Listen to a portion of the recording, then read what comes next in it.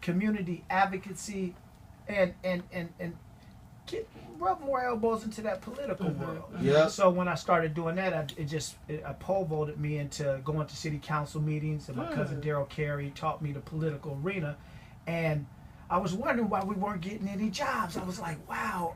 You mean why Oakland wasn't getting jobs? Local business, Okay. small local businesses not getting any jobs, and I'm like, wow. So I talked to the council member Larry Reed. You know Larry Reed, he's the vice mayor. Right, yeah. He said, Ken, how you do it is you don't go back, you change policy. Mm-hmm.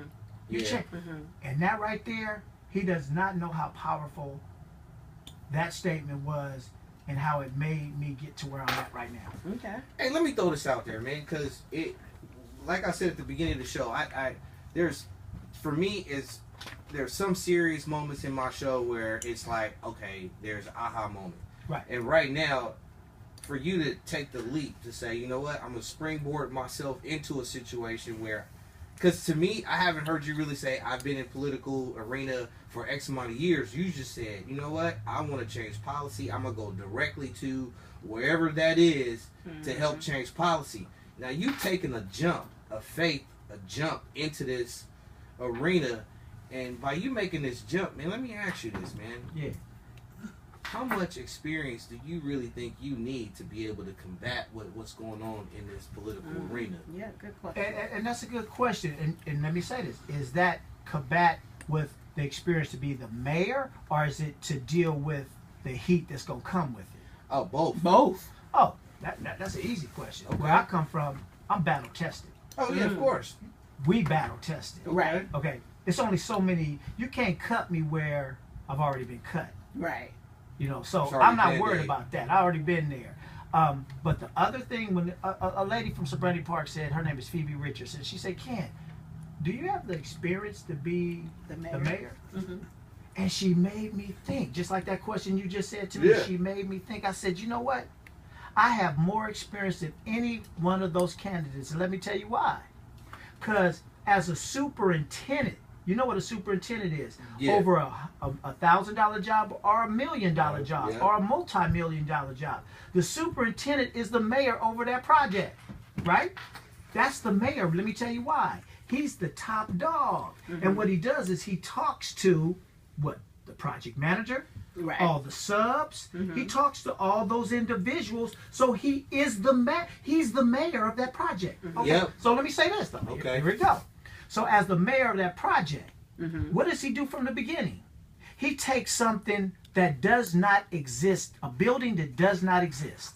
He takes something that he can only see in his head, right? Right. And what does he do?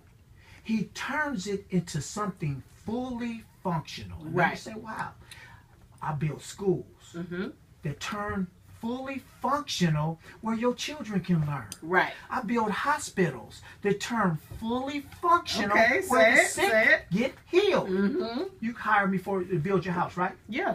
I build your house.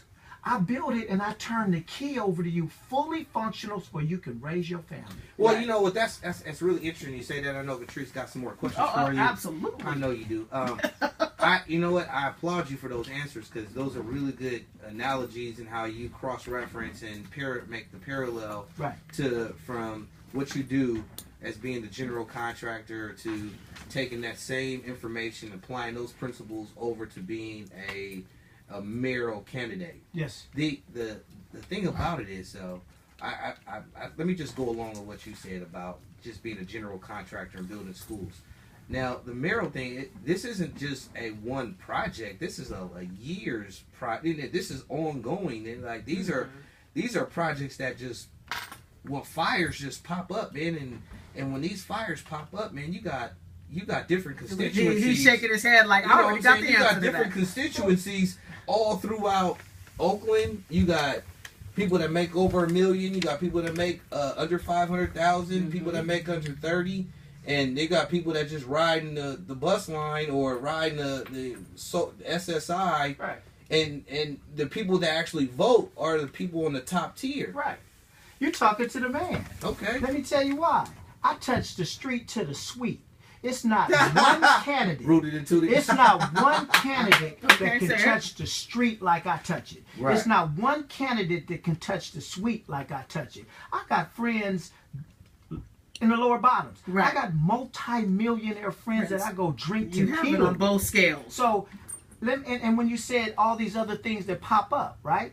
Okay, let's take the one of the worst things that happened in Oakland. Let's take the Occupy. Right. Okay. Okay. I was out there and I slept out there for 3 days with the Occupy. What other politician did that? Were you on the freeway too when I was trying to come home? No, I wasn't. And I was getting tired and y'all was blocking the That wasn't freeway me. and Now I I'm talking about couldn't the get first 3 home? days. Come on, don't go there. Okay, I would appreciate that one. No.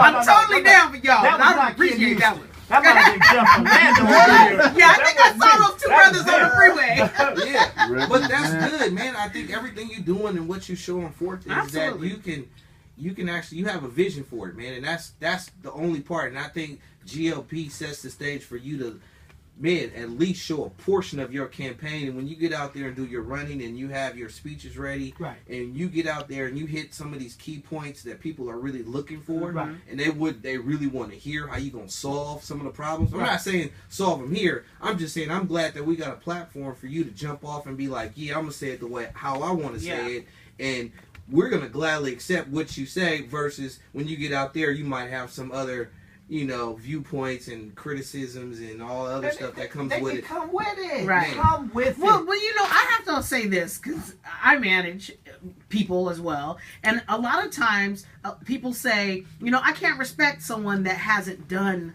the position before. They don't understand what we go through as the hourly associate because you haven't done it. I've done every position in the hotel industry, so I get that.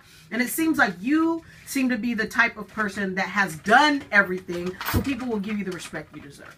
Because let me Talk say, about it. and you're right, and it's like the Occupy. Mm-hmm. I stayed out there. I know how to leverage relationships. Right. Relationships. Well, you in learn that in everything. the town real quick, though. You sure You do. have to. You And have if you to. don't, Well, if you Oakland's don't, small. would have happened. Yeah. So I know how to leverage relationships. What I would have done with that Occupy, the third day when I saw it falling apart, I would have leveraged my social service relationships, brought it in there, helped everybody.